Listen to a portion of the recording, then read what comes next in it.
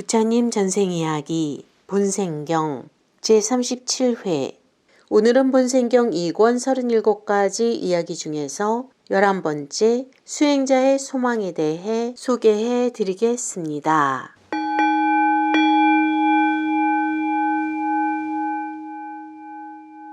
이 전생 이야기는 부처님께서 아라비 근처에 있는 아까라바 사당에 계실 때 승방을 짓는 일에 관한 규칙에 대해 말씀하신 것이다. 아라비에 살고 있는 탁발승들은 승방을 세울 때 시주자에게 무리한 요구를 하여 지나치게 크게 짓는 일이 빈번하였다. 스님들의 집요한 청과 무리한 요구에 지친 제가 신도들은 부처님의 제자라는 소리를 듣기만 해도 도망치기가 일쑤였다. 마침 가섭존자가 그 마을에 들러 탁발을 하려고 했으나 사람들이 냉정하게 외면하는 모습을 보고 그 연유를 알아본 결과 스님들의 무리한 요구와 탐욕에 넘친 행동 때문인 것을 보고 부처님께 그 일을 여쭈었다. 그래서 부처님은 비구들에게 이렇게 물으셨다. 비구들이여, 그대들은 많은 것을 구하고 많이 얻기를 바란다고 하는데 그것이 사실인가? 비구들이 솔직하게 답하였다. 네, 부처님, 사실입니다. 그러자 부처님은 그들의 법답지 못한 행동을 나무라시며 이렇게 말씀하셨다. 비구들이여, 옛날 현인들은 세속의 왕이 온 세계의 주권을 물려주려 하였지만 홑겹에 밑창을 댄 신발 한 켤레를 얻고 싶은 마음만 있었다. 하지만 그는 그 신발 얻고 싶은 마음조차도 부끄러워하여 사람들에게 소망을 말하기를 두려워하였거늘 그대들은 어찌하여 부끄러움도 모르고 탐욕에 넘쳐 세속의 이익 얻기에 급급한 것인가? 그대들에게 그 전생 이야기를 들려주고자 하노라. 옛날 캄필라카국의 우탈라 판찰라라는 도시를 판찰라 왕이 다스리고 있을 때의 일이다. 바라문 계급의 출신의 어떤 남자가 여러 가지 학문을 배운 뒤에 출가하여 고행자가 되었다. 그는 자연 그대로 살아가리라 생각하고 있던 터여서 삼림 속에 나무뿌리나 과일을 따 먹으면서 연명하였다. 오래도록 이런 생활을 하며 홀로 히말라야에 살고 있었다. 소금이나 신맛의 음식이 필요해지면 때때로 산에서 내려와서 판찰라 도시로 발을 들여놓았으며 왕의 정원에서 머무르는 일이 상례였다. 그리고 아침이 되면 도시 이곳저곳을 탁발하며 돌아다녔다. 성문 앞에 서 있는 그의 모습이나 걸어가는 풍모를 보고 그 수행의 정도를 가늠하여 크게 감명을 받고 있던 왕은 그를 성 안으로 불러들였다. 그리고 마치 이웃나라 국왕이라도 환대하듯 음식을 준비케 하여 궁전에 살도록 하였다. 이리하여 수행자는 궁전에서 나날을 보내는 몸이 되었다. 그런데 우기가 지나자 수행자는 자신이 살던 히말라야로 돌아가기로 마음먹었다. 오랜 여행을 하려면 비록 홑겹이라도 좋으니 밑창이 있는 신발과 나뭇잎으로 만든 것이라도 좋으니 양산이 있었으면 좋겠다. 한번 왕에게 부탁해 보아야겠다. 어느 날 왕이 그의 암자에 예배를 올리러 왔다. 그러자 그는 말을 꺼내었다. 저 신발과 양산을 머뭇 말을 꺼내기는 하였지만 문득 이런 생각이 뒤이어 떠올랐다. 아니야, 이래서는 안 되지. 뭔가 욕심난다고 소원을 말해서 이루어지면 다행이지만 그렇지 못할 경우 왕도 또 내 자신도 어색하고 서먹서먹해진다. 수많은 사람들 앞에서 이런 그릇된 생각을 해서는 안 된다. 사람들이 없는 곳에서 슬쩍 왕에게 부탁해 보기로 하자.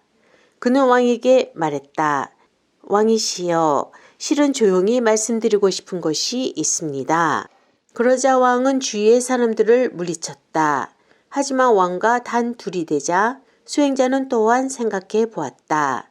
내가 원하는 일을 왕이 응해주지 않는다면 우리들의 친밀한 관계는 물거품이 되고 말지도 모른다. 그렇게 생각하니 도저히 말을 꺼낼 수가 없었다. 왕이시여, 오늘은 말씀드리고 싶지 않습니다. 그냥 돌아가 주십시오. 왕은 고개를 갸웃거리며 돌아갔다. 그 후로도 수행자는 몇 차례나 왕이 예배를 올리러 왔을 때도 자신의 소원을 말하지 못했다. 이러는 동안 12년의 세월이 흘렀다. 한편 왕은 점점 의문에 휩싸여 갔다.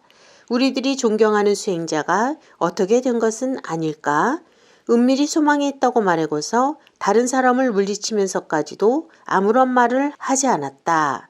소원이 있다, 소원이 있다고만 말하고서는 벌써 12년이 흘렀지 않은가. 어쩌면 깨끗한 마음을 지니고 오랫동안 수행에 전념한 사람이었다고 해도 수행의 염증을 느끼고 욕망의 노예가 되는 일도 있다. 그렇다. 분명 왕이가 욕심나서 그러는 것이 틀림없다. 왕이가 욕심난다고 탁 터놓고 말할 수가 없어서 저렇게 침묵하고 있었던 것이다.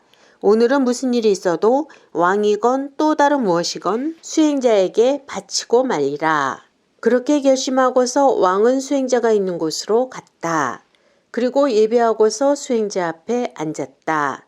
언제나처럼 다른 사람이 자리를 비켜주어도 수행자는 아무 말도 하지 않기에 왕이 먼저 말을 꺼냈다. 수행자시여, 당신은 12년 동안이나 은밀하게 소망하는 것이 있다고 말했으면서 단둘이 남게 되어도 그 소망하는 것을 말씀하시지 않았습니다. 왕이가 탐나십니까? 아니면 그 무엇이 탐나시는 것입니까? 오늘은 무슨 일이 있어도 당신이 소망하는 것을 바치려 합니다. 부디 주저 마시고 말씀해 주시지요.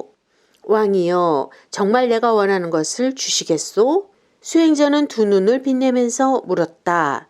예, 그것이 무엇이든지요. 왕이여, 여행을 하려면 얇은 혹겹이라도 좋으니 밑창 달린 신발이 필요하고 또 나뭇잎으로 만든 것이라도 좋으니 태양을 가릴 양산이 필요합니다. 그것이 가지고 싶었습니다. 수행자는 굳게 마음을 먹은 듯 오랫동안 입 밖에 내지 못했던 소망을 왕에게 말했다. 수행자시여, 고작 그 소망을 12년 동안이나 마음에 두고서 말씀을 하지 못했다는 말씀입니까? 너무나 싱겁고 어이가 없어 왕은 되려 물었다. 예, 그렇습니다. 대체 무슨 이유에서 그리 주저하셨던 것입니까? 그 물건들을 달라고 왕에게 청하였을 때 만약 왕께서 저에게 주지 못했을 경우 왕과 저와의 사이는 서먹서먹해지고 말 것입니다. 수많은 사람들에게 그런 것을 들키고 싶지 않은 마음에서 비밀스럽게 소망이 있다고 말한 것입니다. 수행자는 그렇게 말하고서 노래를 불렀다. 구하는 것의 답은 오직 하나. 얻느냐 얻지 못하느냐입니다. 친애하는 판찰라의 국왕이여. 욕심내게 되면 곤란한 일이 벌어질 수도 있을 것입니다. 욕심난다고 해도 말할 수 없는 그런 것도 있습니다. 그런 때에 욕심을 내면 두 사람이 얻는 것이란 서먹한 관계일 뿐 판찰라국 백성에게 왕과 저의 서먹함을 보여주어서는 안 된다고 생각했기에 말을 꺼내지 못했던 것입니다. 왕은 수행자의 진심에 감동하여 바라던 것을 주리라 약속하고서 노래를 불렀다. 가장 으뜸가는 소는 붉은 빛이 도는 소. 이것을 당신에게 바칩니다.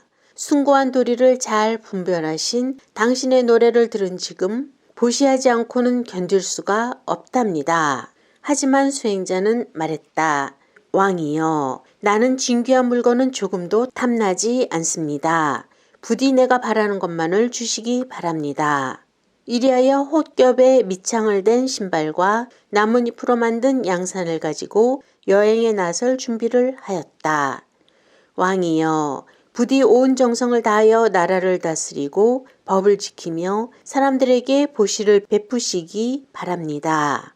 수행자는 왕에게 가르침을 절하고 나서 왕의 만류에도 불구하고 히말라야로 돌아갔다.